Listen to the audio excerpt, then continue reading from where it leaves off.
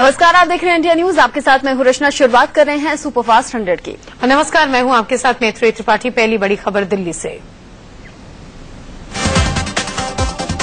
राजधानी दिल्ली के राजौरी गार्डन इलाके में देर रात एक पब में जमकर बवाल और मारपीट हुआ। देर रात हुई इस मारपीट में 6 लोग बुरी तरह से जख्मी हो गए। ये सभी लोग बर्थडे मनाने के लिए पब में इकट्ठे हुए। पीड़ित पक्ष का आरोप है कि पब के बाउंसरों ने पहले डीजे पर लड़कियों से छेड़छाड़ की और जब इसका विरोध किया गया तो इनके साथ मारपीट की गई। आरोप है कि पब में मौजूद बाउंसरों ने डांस कर रहे लोगों पर बियर की बोतलें तोड़ दी। इस मारपीट में मैनेजर समेत पब के 4 स्टाफ भी घायल हो गए। पब मैनेजर के मुताबिक बिल लेने पर यह विवाद हुआ। मौके पर पहुंची पुलिस सीसीटीवी फुटेज के जरिए घटना की छानबीन कर रही है। चंडीगढ़ के मौली जागरा इलाके में एक पति ने अपनी पत्नी की चाकू से गोदकर हत्या कर दी। बीवी को मौत के घाट उतारने के बाद आरोपी ने खुद को भी चाकू से जख्मी कर लिया। गंभीर स्थिति में आरोपी पति को अस्पताल पहुंचाया गया। 23 साल के डिंपल और 24 साल के राकेश की 11 महीने पहले शादी हुई थी। दोनों ही तलाकशुदा थे। बताया जा रहा है कि डिंपल ने राकेश से झगड़ा होने के बाद दूसरी शादी करने की बात कही थी। इसी से गुस्सा है राकेश ने उस पर चाकू से वार कर दिया। राकेश के भाई के मुताबिक घर लौटने पर उसने देखा कि डिंपल की लाश बेड पर पड़ी थी। वहीं खून से लथपथ राकेश नीचे पड़ा था। मौके पर पहुंची पुलिस ने अपनी तफ्तीश शुरू कर दी है। पंचकुला में पुलिस को बोरी में बंद लाश के कुछ टुकड़े मिले हैं। सिर और शरीर के दूसरे हिस्से न मिलने से मरने वाले की पहचान नहीं हो पाई है। पुलिस को शक है कि हत्या के बाद लाश की पहचान छिपाने के लिए उसके टुकड़े कर दिए गए। बीजेपी शिवसेना का 25 साल पुराना गठबंधन आज टूट सकता है। बीजेपी इस पर दोपहर तक कोई बड़ा ऐलान कर सकती है। दोनों दलों के बीच सीट बंटवारे को लेकर अब तक कोई रास्ता नहीं निकल पाया है।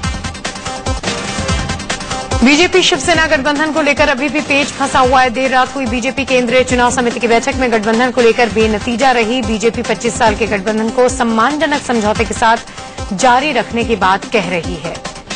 हम यूटी के पक्ष में हैं और हम चाहेंगे कि सम्मानजनक ढंग से हमारा समझौता जो आज शिवसेना के साथ वर्षों से है, पिछले 25 वर्षों से है, वो कायम रहे। केंद्रीय चुनाव समिति की बैठक में पीएम नरेंद्र मोदी के अलावा बीजेपी के राष्ट्रीय अध्यक्ष अमित शाह, राजनाथ सिंह, सुषमा स्वराज मौजूद थी। इनके अलावा नितिन गडकरी और महाराष्ट्र बीजेपी के प्रभारी समेत कई वरिष्ठ नेता भी बैठक में शामिल हुए। बीजेपी की इस बैठक के बाद पीएम नरेंद्र मोदी और राष्ट्रीय अध्यक्ष अमित शाह ने करीब 10 मिनट तक अकेले में बातचीत की। ऐसे कयास लगाए जा रहे हैं कि इस मीटिंग में महाराष्ट्र की ज्यादा से ज्यादा सीटों को लेकर चर्चा हुई। बीजेपी ने शिवसेना के उस फाइनल प्रस्ताव को खारिज कर दिया है जिसमें शिवसेना ने बीजेपी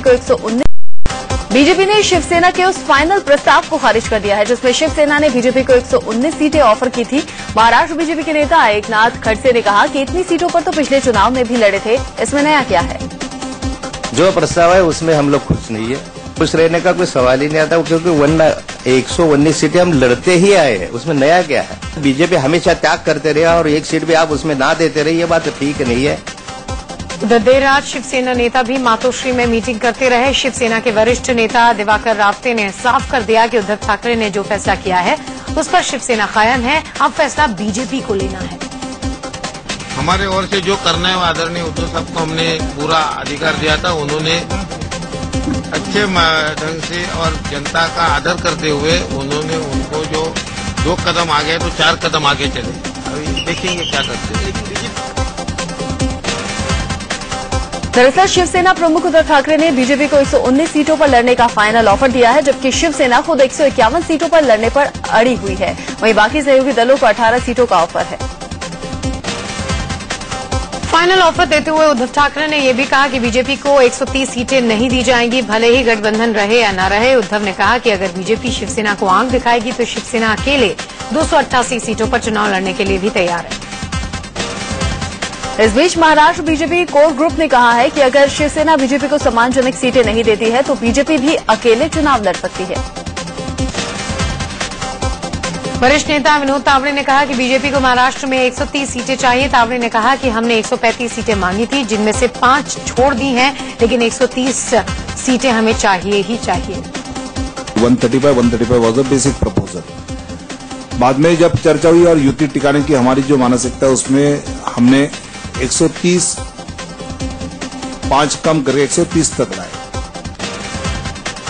बीजेपी को उद्धव ठाकरे का प्रस्ताव मंजूर नहीं तो उद्धव को बीजेपी का फॉर्मूला पसंद नहीं। दरअसल बीजेपी का अपना अलग फॉर्मूला है, जिसके मुताबिक शिवसेना 140 सीटों पर लड़े, बीजेपी 130 पर, जबकि बाकी सहयोगी दलों को 18 सीटें मिले। बीजेपी ने शिवसेना के फाइनल प्रस्ताव पर नाराजगी जताई। बीजेपी ने कहा कि गठबंधन में कोई आखिरी प्रस्ताव नहीं होना चाहिए और न ही इस तरह का प्रस्ताव टीवी चैनल्स के माध्यम से मिलना चाहिए। महाराष्ट्र बीजेपी के वरिष्ठ नेता एकनाथ खड़से ने कहा कि शिवसेना उन 59 सीटों में से हिस्सा दे जिसे वो पिछले 25 सालों से हारती रही है। उन्होंने कहा कि बीजेपी भी 19 सीटों पर हारती रही है, इसलिए हारने वाली इन सभी सीटों पर फिर से फैसला हो। बीजेपी से खींचतान पर शिवसेना प्रमुख उद्धव ठाकरे काफी तल्ख नजर आए। उन्होंने कहा कि चुनाव के समय कई चेहरों की सच्चाई सामने आ जाती है। उद्धव ने कहा कि गठबंधन पर फैसला कर लिया गया है, जल्द ऐलान भी हो जाएगा। सहयोगी दलों ने बीजेपी शिवसेना को अल्टीमेटम देते हुए कल तक गतिरोध खत्म करने के लिए कहा है। स्वाभिमानी शेतकारी संगठन के नेता सदाभाऊ खोट ने कहा कि आज दोपहर तक स्थिति साफ नहीं होती तो गठबंधन छोड़ने पर भी फैसला हो सकता है। शिवसेना प्रमुख उद्धव ठाकरे ने एक बार फिर मुख्यमंत्री पद पर दावा ठोंका। उन्होंने कहा कि बीजेपी देश में राज करे और महाराष्ट्र शिवसेना के लिए छोड़ दे। उनका इशारा सीएम पद की तरफ था। हालांकि बीजेपी नेता एकनाथ खड़से ने कहा कि परंपरा चली आ रही है, जिससे ज्यादा विधायक होंगे उसी का सीएम बनेगा।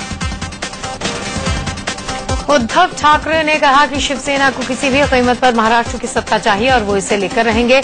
उद्धव ने कहा कि सुख भोगने के लिए नहीं उन्हें सत्ता चाहिए, बल्कि महाराष्ट्र के भले के लिए सत्ता चाहिए।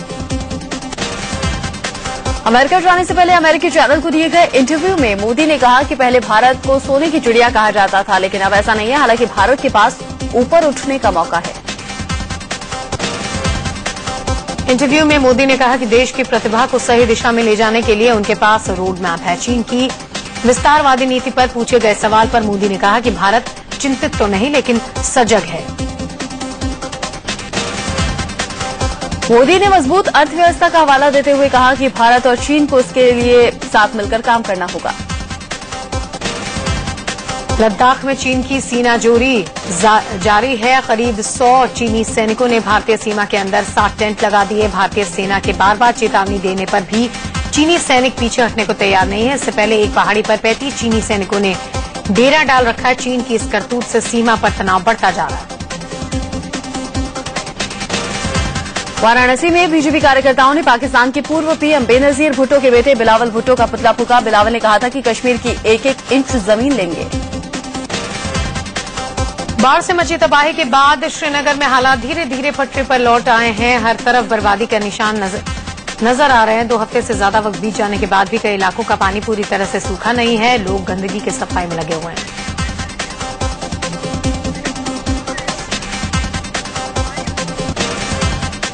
केंद्रीय मंत्री नितिन गडकरी आज जम्मू कश्मीर के दौरे पर रहेंगे। जम्मू कश्मीर में बाढ़ से हुई तबाही का जायजा लेने के साथ ही वो राहत और बचाव कार्य की समीक्षा भी करेंगे।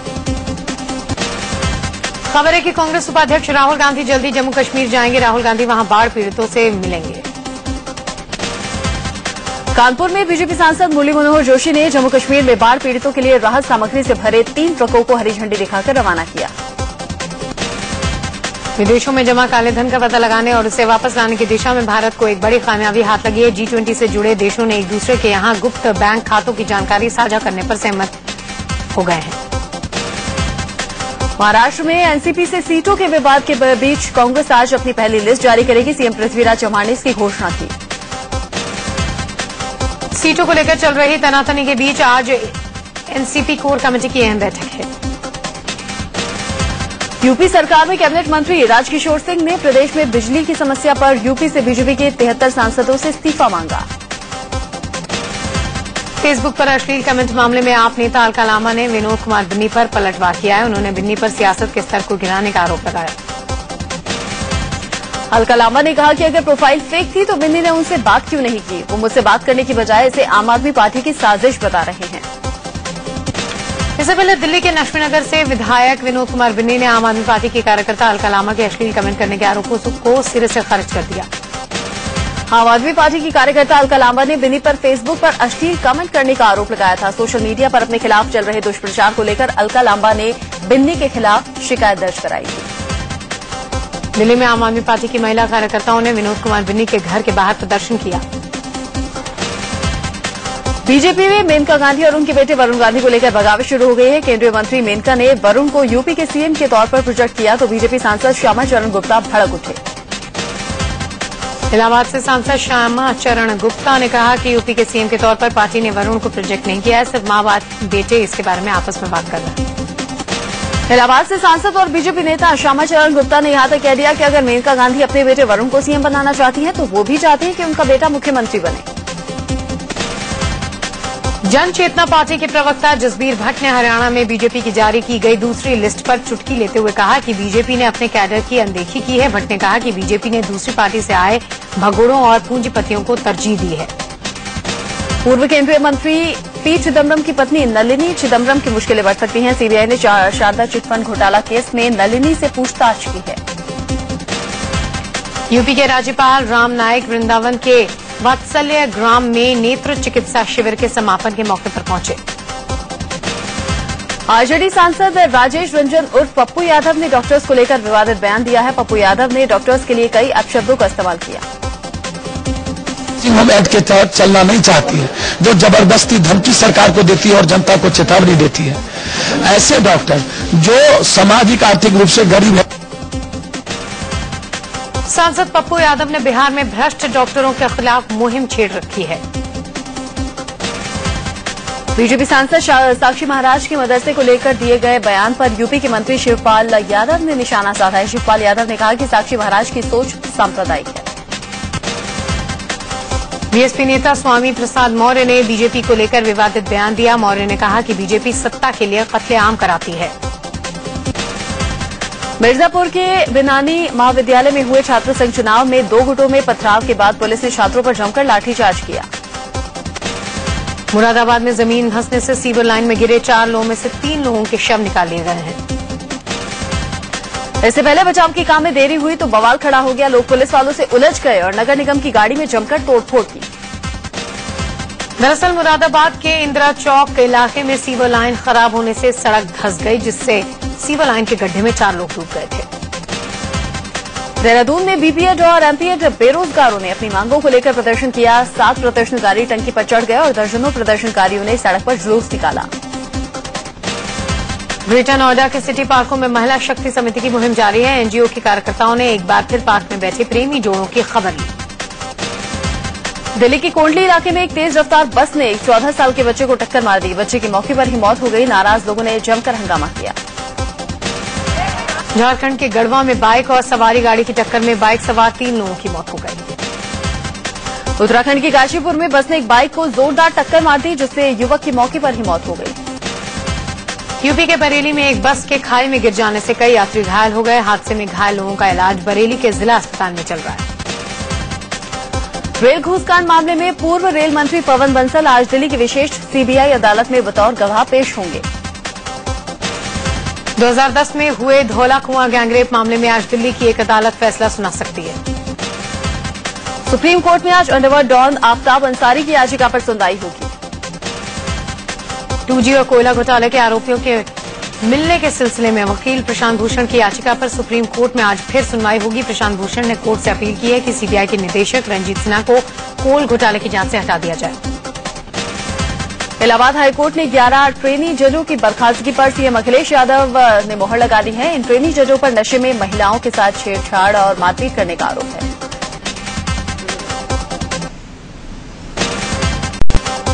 फिर के बाद बात करते हैं उत्तराखंड की। उत्तराखंड के बागेश्वर में नदी में डूबने से 18 साल के एक लड़के की मौत हो गई। गुजरात के जामनगर में मानसिक रूप से बीमार एक शख्स ने पहले अपने 2 बच्चों को डैम में फेंक दिया और फिर खुद भी डैम में कूदकर खुदकुशी कर ली। बिहार के नालंदा में पुलिस ने सेक्स रैकेट का भंडाफोड़ किया। बिहार की बेगूसराय पुलिस ने शातिर वाहन चोर गिरोह का भंडाफोड़ किया है।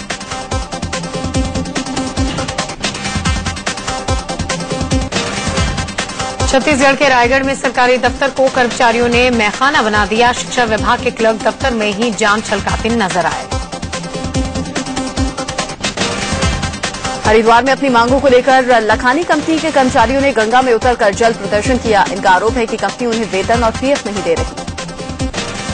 लखनऊ में ऑल इंडिया स्टूडेंट एसोसिएशन के बैनर तले स्कूली छात्र छात्राओं ने प्रदेश सरकार के खिलाफ सड़क पर मार्च निकाला। ये लोग छेड़खानी और रेप की लगातार बढ़ रही वारदातों का विरोध कर रहे थे। लखनऊ में पुलिस ने छेड़खानी के एक आरोपी को गिरफ्तार कर लिया है। पहले मनचले के लोगों ने जमकर पिटाई की, फिर उसे पुलिस के हवाले कर दिया। राजस्थान के स्वास्थ्य मंत्री राजेंद्र राठौड़ का पालतू कुत्ता गायब होने से पुलिस की नींद हराम हो गई है। पुलिस रात भर गश्त करके शहर की गलियों में कुत्ते की तलाश करती रही। उत्तराखंड के रुद्रप्रयाग में पहले कम्युनिटी रेडियो स्टेशन की शुरुआत हो गई। केदारनाथ के विधायक शैला रानी रावत ने फीता काटकर इसका उद्घाटन किया। यूपी के भदोही में स्वामी ब्रह्मदेव ने 7 देशों में बोली जाने वाली डच भाषा में रामायण का अनुवाद करा लिया। साउथ दिल्ली के छतरपुर में 14वें फैमिली फन कार रेस का आयोजन किया गया। रेस में करीब 100 परिवारों ने हिस्सा लिया। भोपाल में मड चैलेंज बाइक रेसिंग का आयोजन किया गया। प्रोग्राम सेफ ड्राइविंग को मुख्य थीम के तौर पर रखा गया था।